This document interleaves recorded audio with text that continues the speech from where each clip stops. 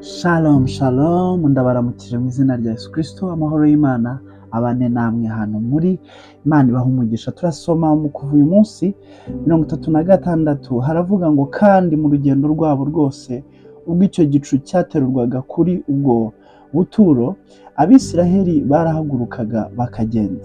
7 ariko icyo gicu kitaterurwaho ntibagende bakageza umunsi giteruriweho. Amen.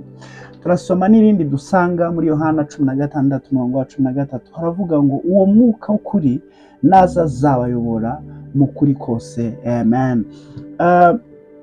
Tugiye kuvuga uyu munsi mu kwemera umuyoboro w'Imana cyangwa se mu kwemera uburyo Imana ikwiriye kutuyobora. Yavuga ngo go ahead tukajye aho Imana idushaka, kwemera ubugombe bw'Imana, kwemera ubushake bw'Umwuka Wera.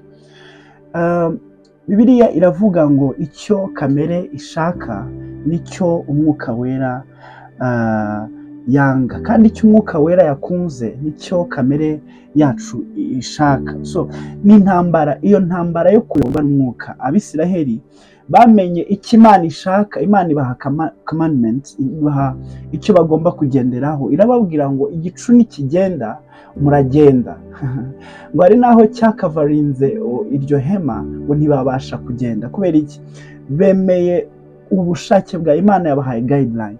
Rero Yesu avuze ijambo rikomeye, aravuga ngo uwo mwuka w'ukuri naza azabayobohora mu kuri kose, kandi azazemeza ibyaha byanyu. So reka twemerere uyu munsi Mwuka Wera, ubushake bw'Imana, kuyoborwa n'Imana muri byose, kandi Imana ni Imana yemera kutuyobora, ikatuyobora mu kuri kose. Imana ibaha umugisha, mugire umunsi mwiza.